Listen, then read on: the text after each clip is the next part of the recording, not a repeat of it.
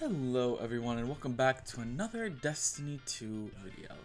And boy, oh boy, do we have a lot to talk about. Season of the Deep is here, as well as the final shape teaser that came out. And if you haven't played the first mission of Season of the Deep, and perhaps you also haven't seen the final shape teaser, I strongly suggest that you leave now to avoid any types of spoilers, any kind of spoilers, so that you can experience this new content for yourself. Also, I guess if you don't want any spoilers for the final shape, try to avoid that teaser in general, although considering it came out so early, it's gonna be pretty dang hard to avoid that teaser. But anyways, let's get into this video. So there's a reason why I decided not to do a retrospect for Season of Defiance. One was simply time, something I haven't had a lot of, or made a lot of time to do these videos recently, but also the standard for which we measure seasons is changing, and that's because the way seasons work is also changing. You'll notice this season that no longer do we have the upgrade paradigm thing with the seasonal vendor. In fact, you can just go to seasonal challenges and toggle over to Season of the Deep, and you can see all of your seasonal challenges are right here, or all of your rank ups. You can see I have about, well, exactly half of them completed already, and you can unlock all your focusing, some fishing enhancements, as well as getting some, your very first craftable weapon individually focused at, all these nice little upgrades, guaranteed to have a deep sight resonance, so on and so forth. And it's beautiful to see these types of changes because it takes away from the grind and allows you to play the game more. And anything that takes away from the grind and lets you just simply play is amazing. So again, that's why I feel like for Season of Defiance it's kind of unfair to measure it, especially against Season of the Deep, given how drastically different these seasons are going to be. Now, what I would love to see from Bungie is a change from how these seasonal stories develop.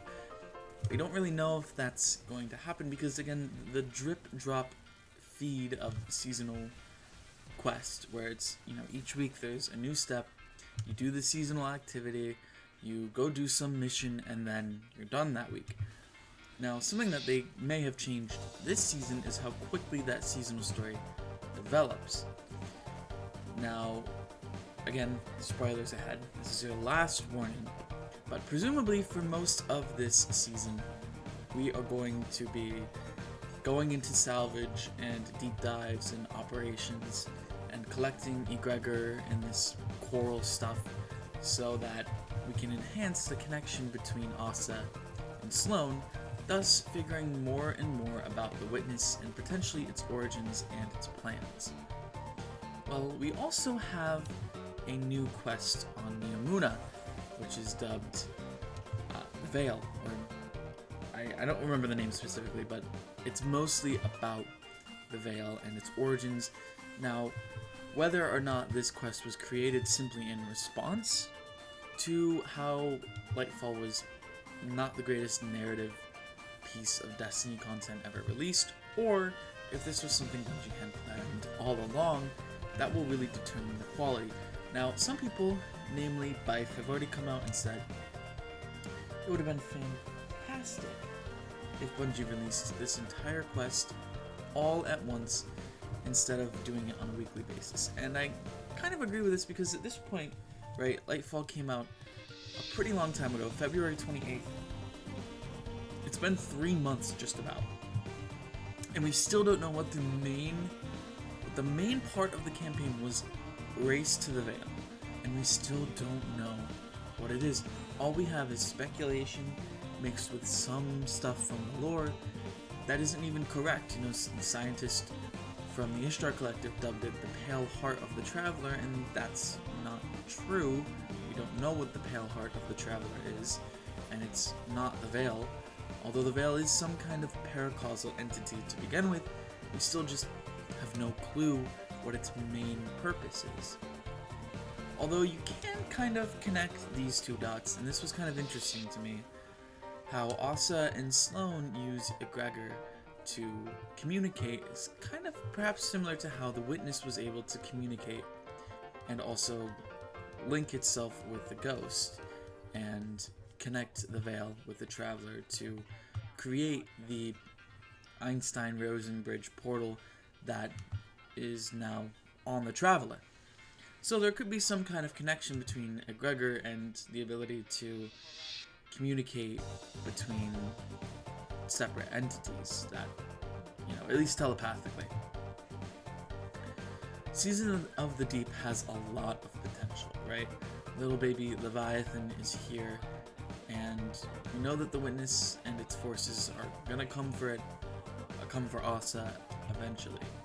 Sloane is back, but can she fight back the taken corruption that she had to endure in order to survive while Titan was under the Witness's control? Again, that's a question that we're gonna find out throughout this season. And again, that's why I think this season is going to be really, really good. New dungeon dropped today. I'm sure that will have some implications, and we'll see about that.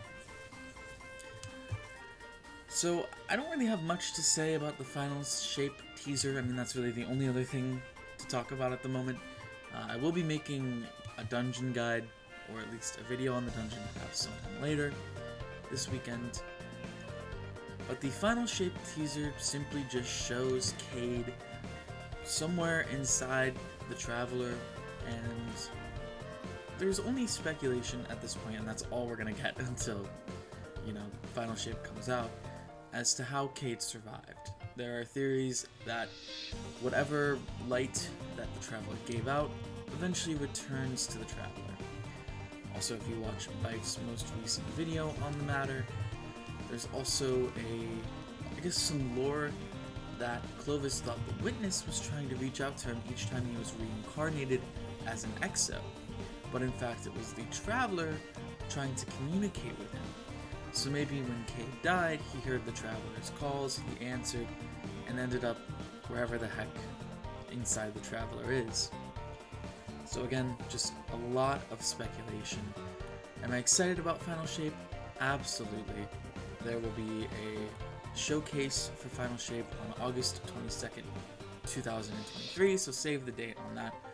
We can assume that the release date will probably be around the same time as Lightfall was, sometime in February, so people who are serious about releases like that, put that in your calendar, ask your boss for the days off, and, we'll be there for the next one. Anyways, let me know what you guys think so far about Season of the Deep. We can't really judge that yet. And, for final words, I think Season of Defiance, for what it was pretty fun. And we did get kind of the end of the season early when Amanda Holiday sacrificed herself to free prisoners of the Witness.